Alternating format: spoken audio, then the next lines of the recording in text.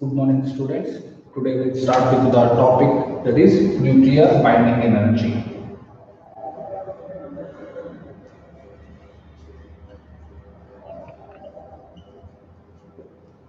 Right? So in the last class we discussed about the mass energy. So here one more energy is the nuclear binding energy. Right? So as already we know, nucleus is made up of the protons and neutrons. Right? So nucleus is made up of protons and neutrons, right? So the expected mass of the nucleus is sum of the masses of the proton and sum of the masses of the neutron. That is expected mass of the nucleus, right? So that is the expected mass of the nucleus. So we can find the mass of the nucleus, that is equals to mass of protons plus mass of neutrons, right? For example, if we have one container, so in this container we have 5 kg of rice, right? And in another container we have 5 kg of sugar, right? So if we place these two containers in one box, right? So here is sugar and here is rice, right? So this is 5 kg and this is 5 kg. So if we measure the weight or mass of this whole container means, so that gives how much? That is 10 kg, right? So individual mass is how much? 5 and here 5. So if we measure these two which is placed in one container, so that gives the mass 10 kg. In the similar way, so nucleus is made up of protons and neutrons. That is, nucleus consists of protons along with the neutrons. So protons also has mass and neutrons also has mass. So if we measure these two masses in combined, then that gives the mass of the nucleus. So that is the expected mass of the nucleus, right? So this is one general example, right? That is, if we have individual, that means if we consider this one as proton and this one as neutron, right? So if we want the nucleus mass means we need to add these two masses, that is proton mass plus neutron mass. So that one is the expected mass of the nucleus, right? But actually, if when we measure the mass of the nucleus by the, that is mass of the nucleus is measured by using the mass spectroscopy experiment. So this mass of the nucleus is less than mass of nucleus is less than mass of constituents of nucleus, right? So understand this one. This is the mass which is measured by the experiment. So which experiment that is? So that one is the mass spectroscopic experiment. So when we measure the mass of the nucleus, so that nucleus is less than the mass of the constituents of the nucleus. That means constituents means protons and neutrons, right? So this one is the expected mass of the nucleus, which is equals to mass of the protons plus mass of the neutrons. But as we measure the mass of the nucleus in the experiment, that is mass spectroscopy, the mass of the nucleus is less than the mass of the constituents of the nucleus, that is mass of the protons plus mass of the neutrons, right? So for this, if we consider one example, so that example is the oxygen nucleus, right? So O 8 and here it is 16. So mass number is 16 and Z atomic number is 8. So this nucleus consists of 8 protons, because Z is 8, right? So we consider the example, that is oxygen nucleus. So in the oxygen nucleus we have 8 protons plus we have 8 neutrons, right? So first we measure the expected mass of the nucleus, right? So expected mass of oxygen nucleus, right? So that is equals to, as we already know, the mass of the proton, that is mp, that is equals to 1.00727 u, right? So this is the mass of the proton, and mn, so this is the mass of the neutron, that is 1.00866 u, right? So now we need to find the mass of the nucleus of this oxygen nucleus. So this consists of 8 protons plus 8 neutrons, that is mass of 8 protons plus mass of 8 neutrons. So that means 8 into mass of the proton is how much here? 1.00727, right? Plus mass of 8 neutrons. So here we have 8 into 1.00866, right? So if you observe here in these two we have 8 common. So if we take 8 common and if we add these two, 1.00727 plus 1.00866, right? So if we add these two we get 8 into 2.015, so 7 plus 13, so 9, right? So we get this value 2.01593. Now we need to multiply 8 into this value, right? So 8 2s are 16 point, so this value we get approximately 12744 u, right? So this is the expected mass of the nucleus of the oxygen, that is 16.12744, right? So that is the oxygen nucleus consists of 8 protons and 8 neutrons. So if we add the masses of 8 protons and 8 neutrons, then we get the expected mass of this nucleus, right? So this value we are getting. So this value is how much? So that value is 16.12744 u, right? So next we need to find the mass of the nucleus. So by the experimental value, that is from the mass spectroscopy, if we measure the mass of the atom, that is oxygen atom, the value is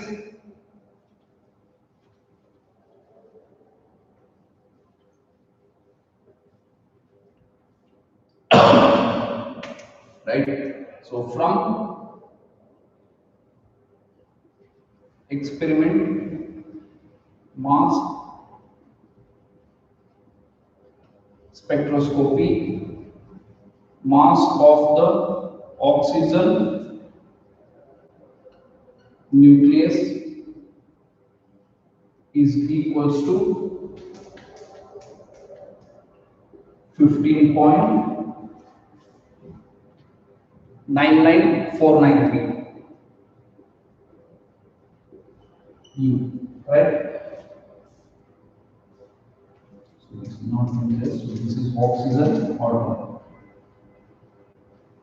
right? So the entire atom mass is founded through the mass spectroscopy. So that value is how much? 15.99493, right? So atom consists of nucleus plus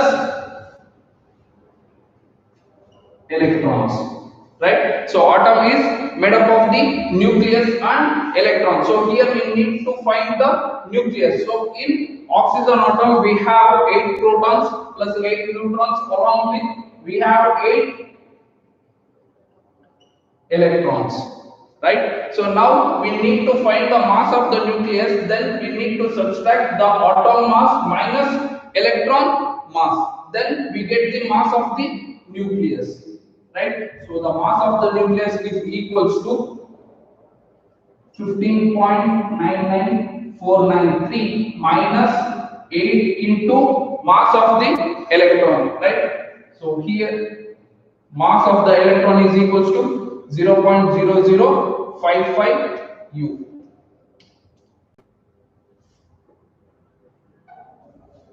Triple zero double five U. So this is the mass of the electron, right? So here 8 into 0.00055 U, right? So if we simplify this one, here we get 15.99053. So this one is the experimental mass of the nucleus, right?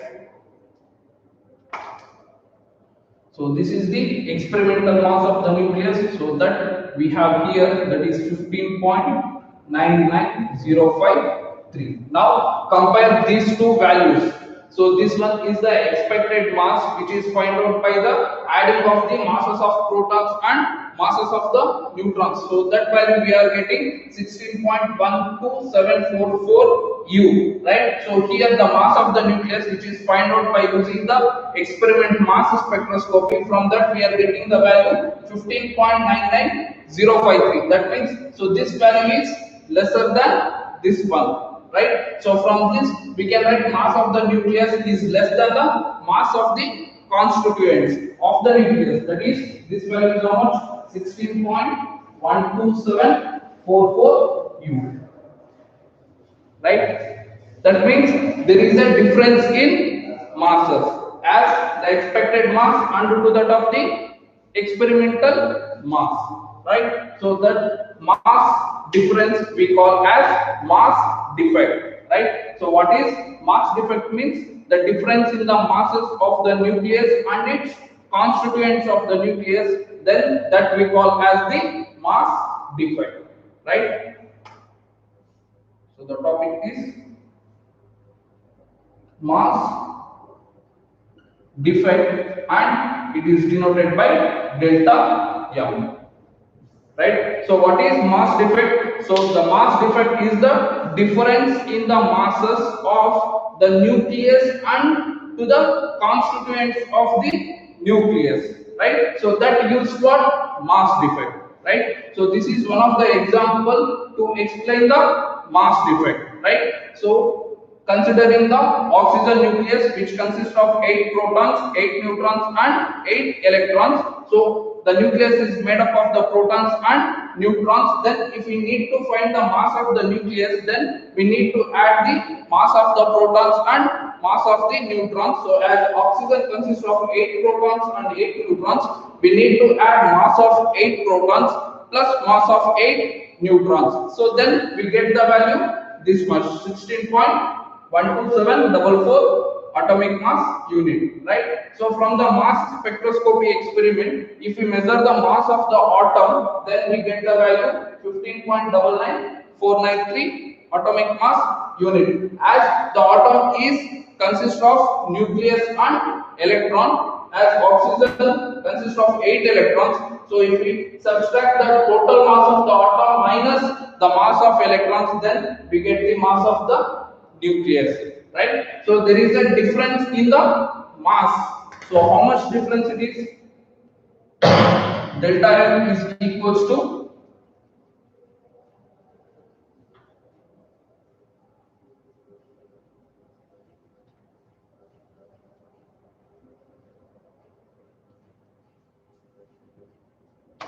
right? The mass defect delta M is equals to how much mass of the nucleus is 16.12744 minus 15.99053, right? So this value is 0.13691 U, right? So this is the mass defect. That means the difference in the masses of the expected value and to that of the experimental value. So how much it is? So 0.13691 U, where delta M we called as the mass defect. So if we define the mass defect, means it is the difference in masses between the mass of the nucleus and its constituents of the nucleus, right? So in mathematically we can express the mass defect delta M, that is equals to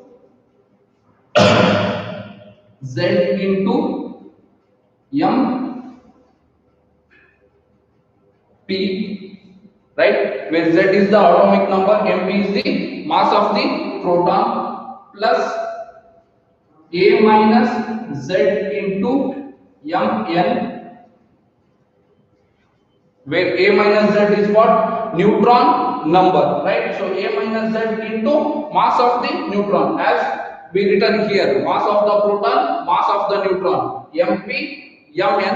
So here we have 8 number, means that is the constituent, which value it is? Z value. That's why we written Zmp plus A minus Z into Mn. A minus Z can be also written as N, right? So N into Mn minus M, right? So this one is the mathematical formula for the mass defect, right? So mass defect is defined as difference in the masses of the constituents to the masses of the nucleus, right? So that we call as mass defect delta M, right? So this one is important for 1 marks, right? So in another form, if we write delta M is equals to Zmp plus N into Mn minus M, right? Small m.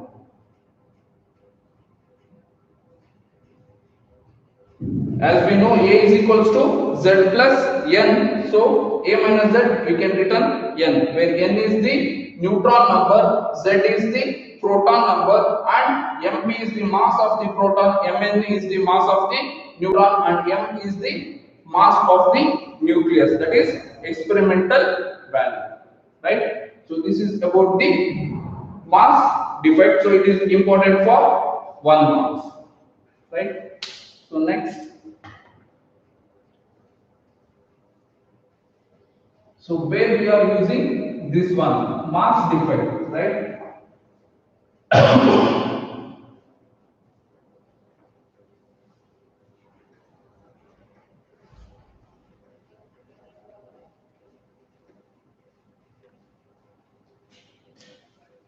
So in the last class also we discussed, that is, we can convert mass into energy, right? So here mass defect delta M is equals to Z Mp plus A minus Z into Mn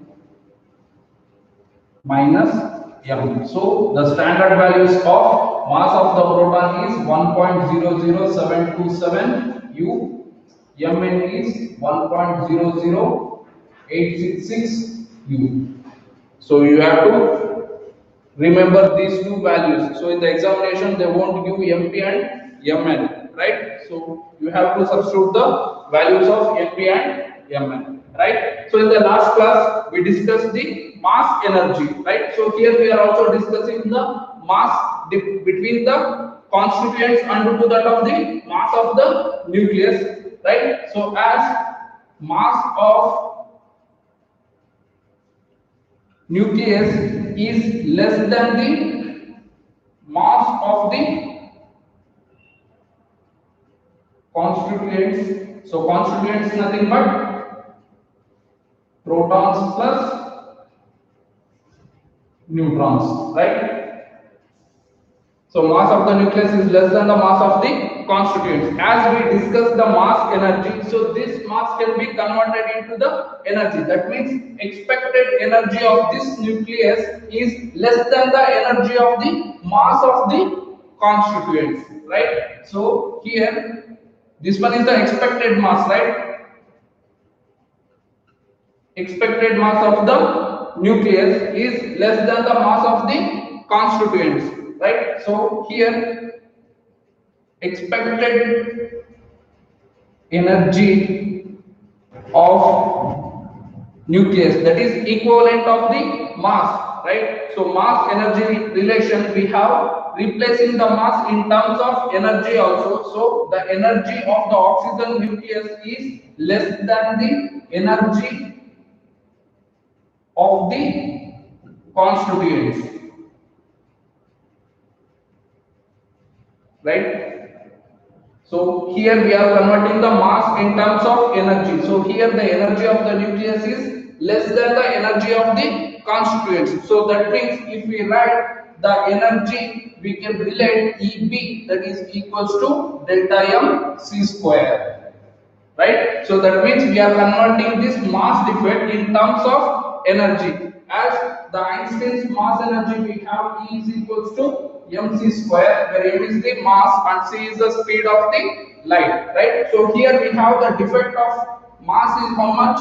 Delta m. So we need converting this mass in terms of energy, so that can be written as Eb is equals to delta m c square, right? So where we are going to use this energy, right? So this one is the energy conversion of the mass. So which mass? The defected mass. So we get the energy Eb, right? So that is equals to delta m c square, right? So if anybody wants to break the oxygen nucleus, right? So this one is the oxygen nucleus.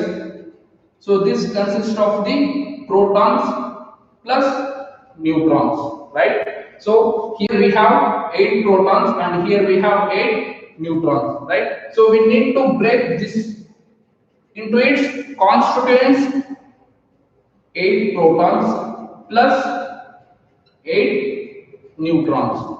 That means we are breaking the nucleus into its constituents, protons and its constituent neutrons. So for breaking this one, we need energy. So that energy is Eb, right? So by using this energy, we are going to break the nucleus into 2 constituents, that is protons and neutrons. So that energy we call as the mass defect energy. So that is given by Eb is equals to delta m c square, right? So where we are using this energy means to break the nucleus into its constituents, protons and neutrons, right? So if this one considered as the oxygen nucleus, it has 8 protons, 8 neutrons, right? So from this, without giving energy to this nucleus, we can't break the protons and neutrons. So that energy is what? Delta m c square. That means the difference in the masses is compensating here, right? So if we add these two, then we get the masses of these two. That means these two values is equals to the masses of these two. That means the energy of these two values is equals to the energy of these two values, right? So here we are giving the energy to this nucleus to break the nucleus into protons and its constituent neutrons, right? Now if we want to combine any two constituents,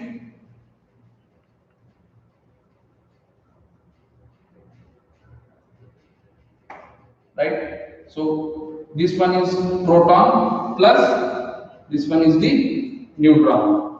Any number of protons and neutrons, if we combine together to form a nucleus of a certain mass and having the charge, right? So here we energy is liberated. So if we are going to add the certain number of protons and certain number of neutrons combined together to form a nucleus of a certain mass and it has certain charge, then the energy is released. So that energy we call as EB. That means binding energy, or we call nuclear binding energy, or we can say binding energy. So that value is same, that is delta m c square, right?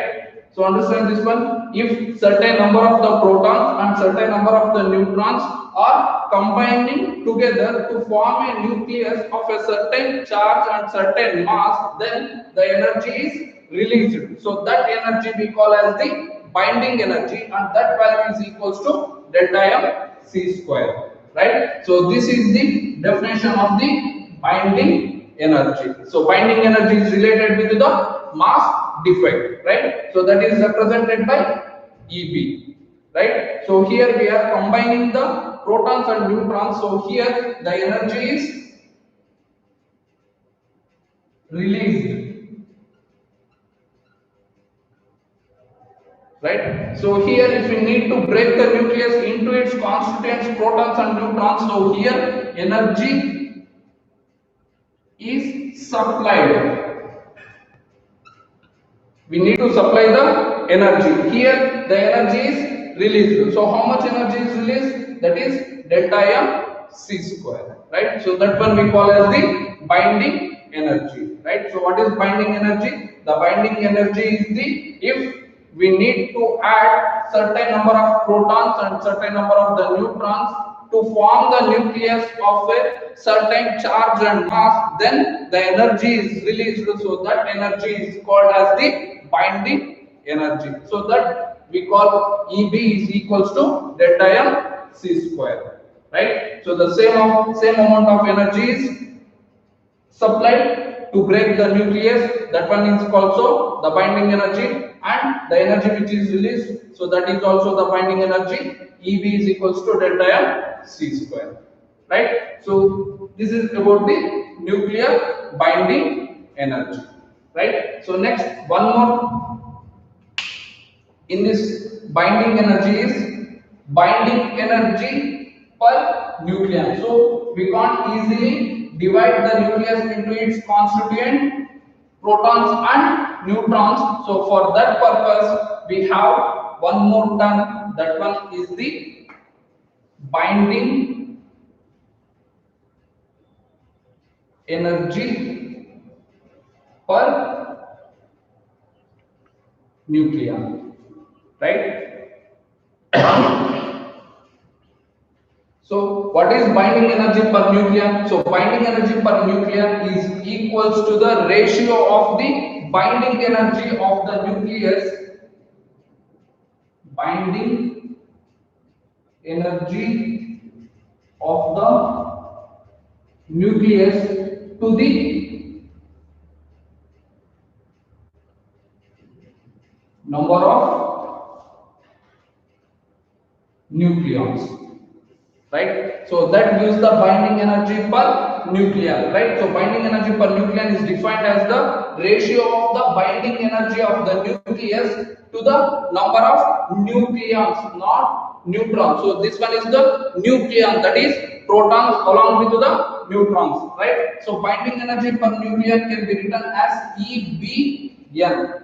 So E is the energy with the suffix Bn is the binding energy per nucleon, right? So EBN, that is equals to EB, binding energy of the nucleus to the number of the nucleons, that is we call mass number, right? So mass number has both protons and neutrons, so that one we also called as nucleons, right? So this gives the binding energy per nucleon, right? So EBN is equals to EB divided by A, right? So binding energy per nucleon, right? So if we plot the binding energy per nucleon to the mass number A, right? So graph is there.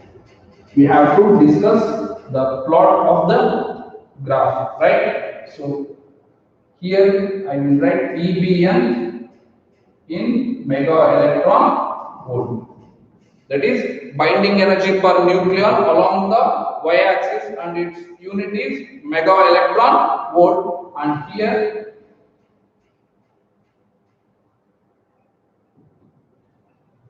mass number, right? So now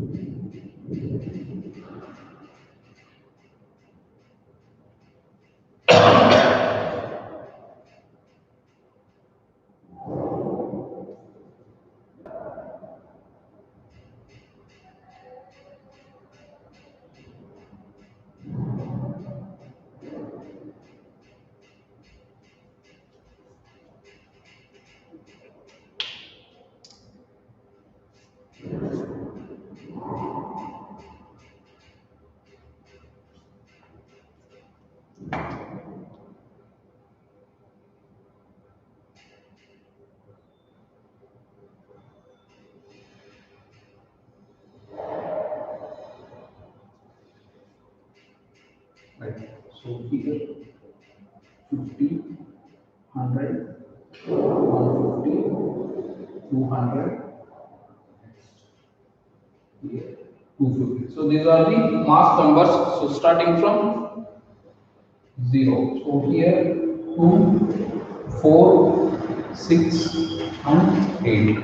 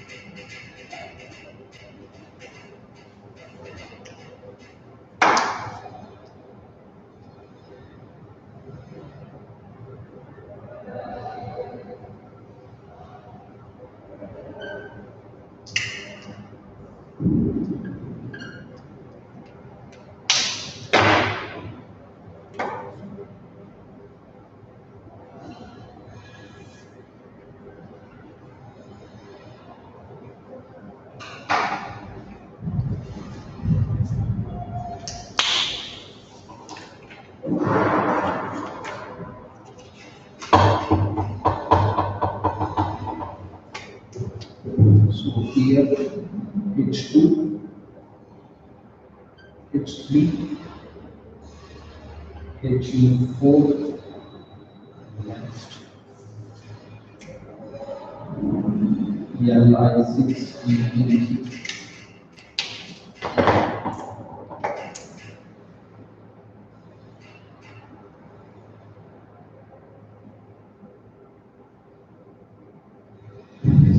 Carbon 12, 14N,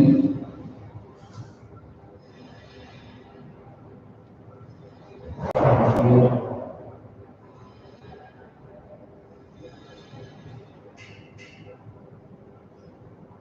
56, here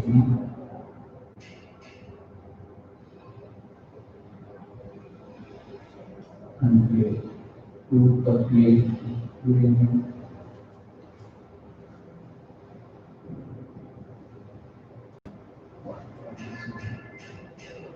127 and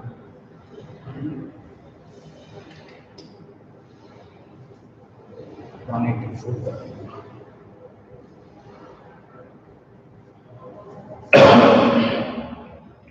So this is the graph which is plotted between the binding energy per nucleon to the mass number. So from this graph we can conclude few.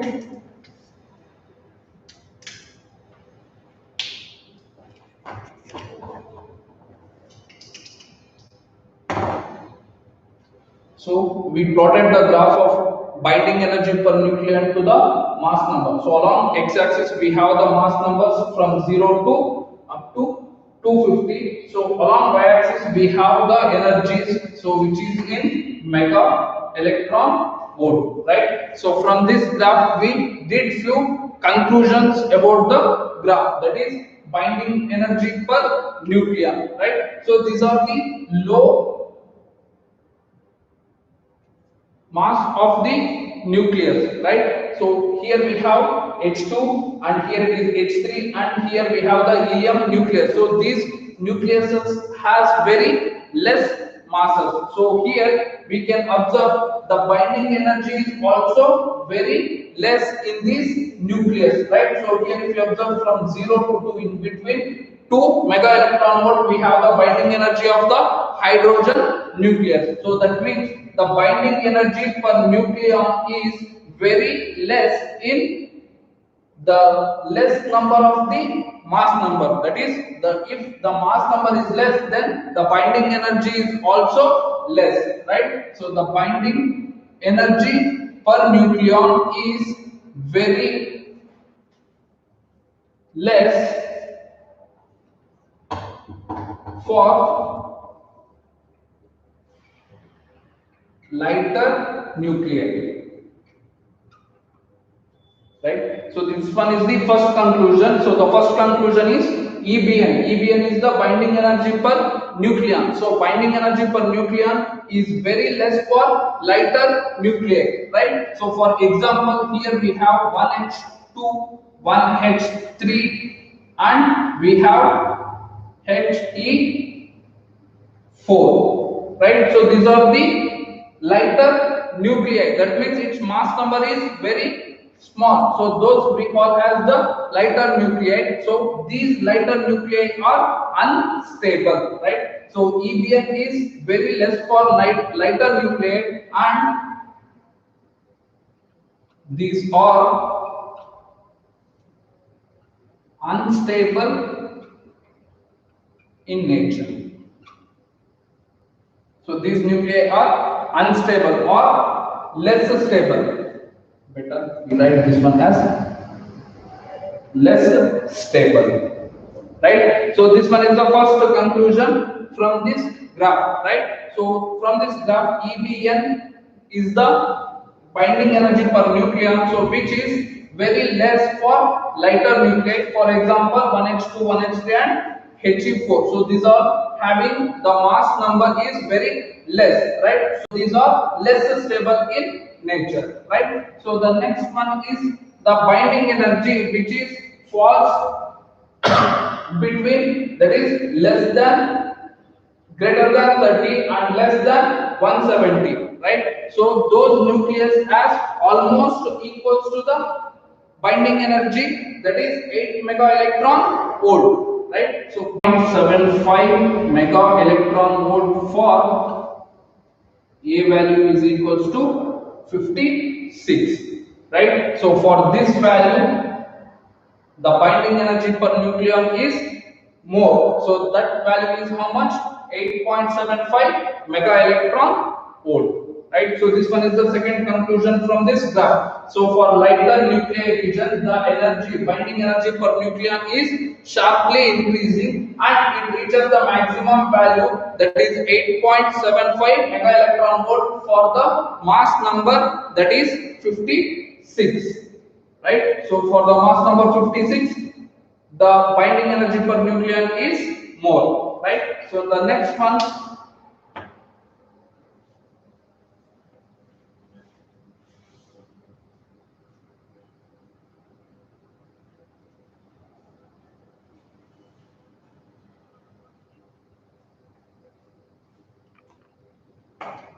So the next point for nuclei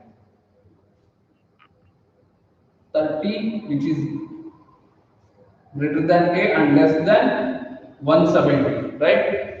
Mass number which is greater than 30, right? So from here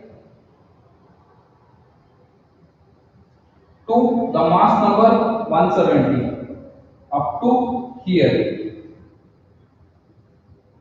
the mass number which falls between 30 and 170, so has almost the constant energy, that is binding energy per nucleon is almost constant, right? So that is almost nearer to 8, either it may be 8.01, 8.02, or it may be 7.95, 7.98, like that, right? So for the nuclei ranging between 30 and 170, where A is the mass number, then binding energy per nucleon is almost constant, right? So the nuclei which falls between these range is more stable, and it is more stable. So the nuclei which falls between the region 30 and 170, the nuclei are more stable, and the nuclei for the lighter nuclei, so those are less stable, right? So the region between 30 and 170, so here the nuclei of the atoms are more stable, right? So this one is the third point, and the next fourth point is for nuclei A which is greater than 240, right? So the mass number which is greater than 240 from here,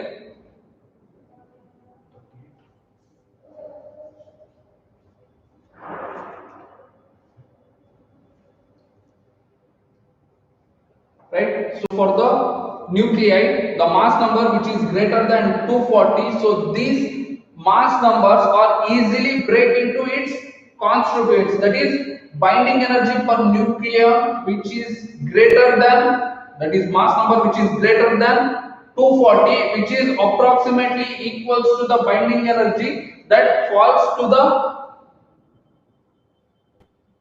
mass number which is equals to 120, right? So here we have the binding energy which is greater than, for the mass number 240 is almost equals to the binding energy of the nucleus which having the mass number 120, right? So hence here the nuclei is easily break up into its constituents, and so those constituents of the nuclei is of the mass number 120, right? So hence this 120 is falls between 30 and 170. For that reason, so this nuclei, that is splitted nuclei, is stable, right? So that means here the fusion reaction takes place, right? So for the nuclei which is greater than 240, so easily breaks up into constituents nuclei of mass number A is equals to 120 to attain stability. To attain stability. As already here we say the mass number which is falls between 30 and 120 are more stable. So if the any nuclei which is greater than 240, this can easily break up into constituent nucleus of mass number 120. So this 120 is lies between the range of 30 and 120. So any nucleus which having the mass number 120, then it attains the stability, right? So during this process the energy is released. Energy is released. So during this process the energy is released, and this process is called as the fission process. Fission process, that is breaking of the nucleus into its constituent nucleus of the mass number 120 and it attains the stability. So during this process the energy is released and that process we call as the fusion process. So in the later we discuss deeply about the topic, that is fusion, right? So this is the one topic, so one point on the graph, right? So next,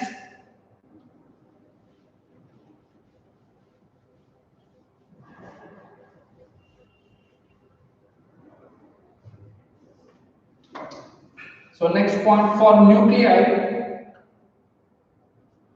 A which is less than or equal to the mass number 10, right? So the mass number A which is less than or equal to 10, which are lighter nuclei, they can combine together to form the nucleus. So here also they forming the nucleus to attain the stability, right? So here the nuclei which are less than 10 or less stable, so hence they combine together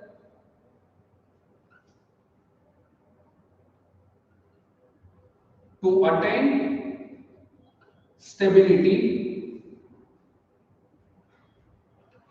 and energy is released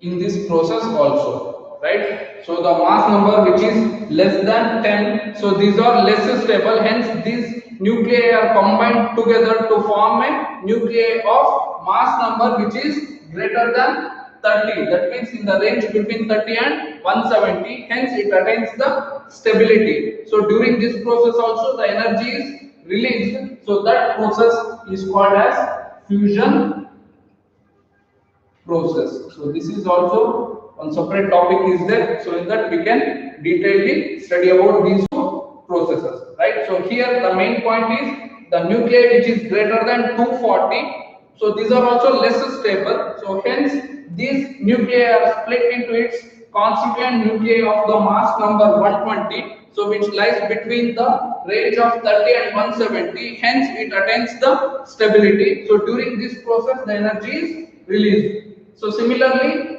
the nuclei which is less than 10, so these nuclei are also less stable, hence these nuclei are combined together to form a greater nuclei of the mass number greater than 30, hence it attains the stability. So during this process also the energy is released, right? So that process is called as fusion process, right? So these are the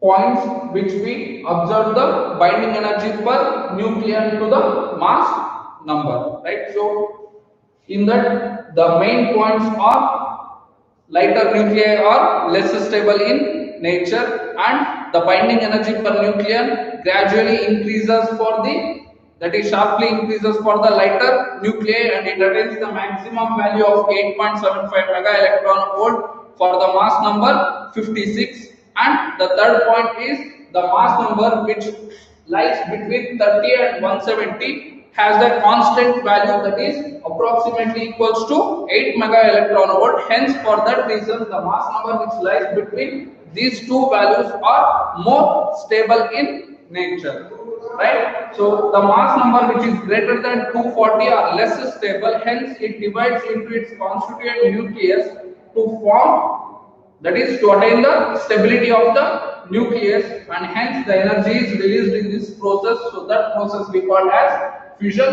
process. So that one is the fourth point, and the fifth point is for the nuclei which is less than 10. So these nuclei are also less stable, hence they combine together to form the nucleus of mass number which is greater than 30. So hence it falls between 30 and 170. So here they attains the stability and energy is released, right? So these are the few observations or conclusions which are given, that is the plotted between binding energy per nucleon to the mass number, right? So in the next class we will start with the new topic, that is nuclear forces, right? Thank you.